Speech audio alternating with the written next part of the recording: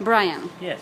tell us something about this non-pavilion of Australia that will be a great pavilion next year, and the exhibition for the Biennale Architettura that shows non-architecture. So this sounds really great. Well, the new pavilion is designed by Denton Corker Marshall. It was the result of competition.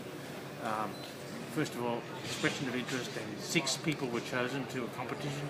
It will be a pavilion which is basically a very simple shape, black on the outside, white on the inside, but basically an interior space. What we have here in this pavilion is an open space which shows how wonderful you can have without walls, without doors.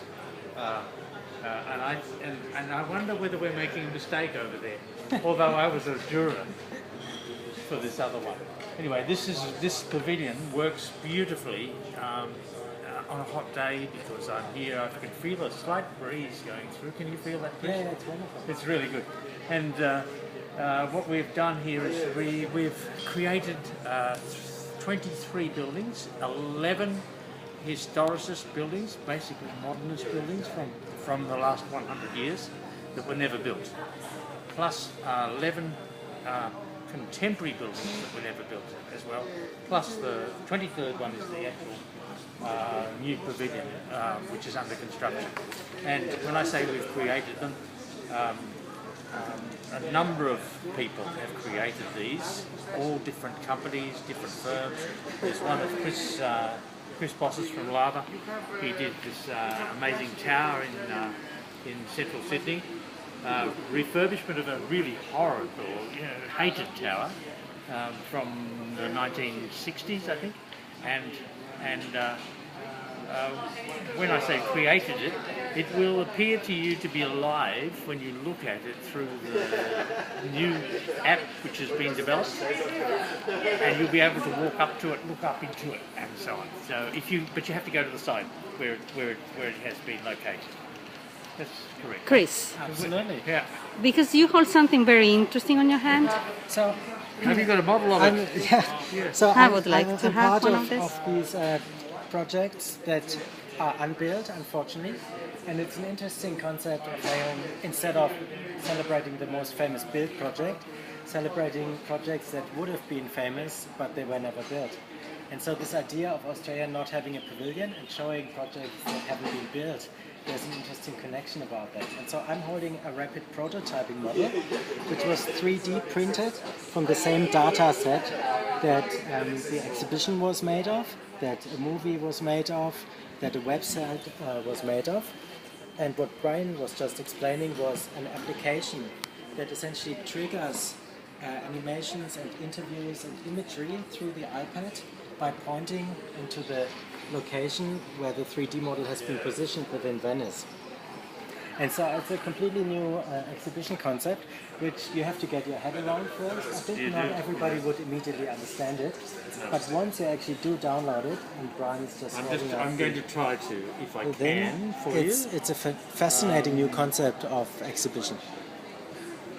Because you use an application, an app, and through the app, passing the app on the contemporary ones. Let's walk over to one of the contemporary ones. So this, for example, is here. For example, it's... What's going on here? Just a second. We're going to try. Because here you have the architecture. See, here I am. I'm facing the contemporary. This is the trigger image, and you can see that this one now will roll into a. This image is turning into a video. Okay. That is a 3D demonstration or a video of This is a video. This is a video. And this shows how the pavilion will be. Which is showing the design of this building, which was a competition for a museum in Sydney, but never built. So Never built. Never built. I'm sorry, it's a little bit hard. But if I train it on this man here, he will start talking to us, I think. But there's too much noise around here for this to be possible. But he'll start talking to us about this building. And if you look at the catalogue has everything in it which is in this exhibition. and you'll be able to hear the writers speak to you, the architects speak to you. I'm So in the catalogue also. this is one of the most brand new ways of seeing exhibiting architecture. Absolutely, and it's called Augmented Australia, using the term of augmented reality, because we have the reality around it, and we augment it with virtual reality. And that's what the catalog does, what the website does, and what the whole exhibition does. Craig, have you got it there? Yes. So if you look at that, you can see buildings in space. But that You see the building is trip- not in space, it's a long way away, Yes. and you have to walk up to it, and then you can walk into it. Wow. It's beautiful. And this one is another building, it's much further away. Yeah. So if you look at the map, the geo-positioning of each of those buildings is on the map, and you can walk up to them. And you can almost feel them. Thank you. It's a pleasure.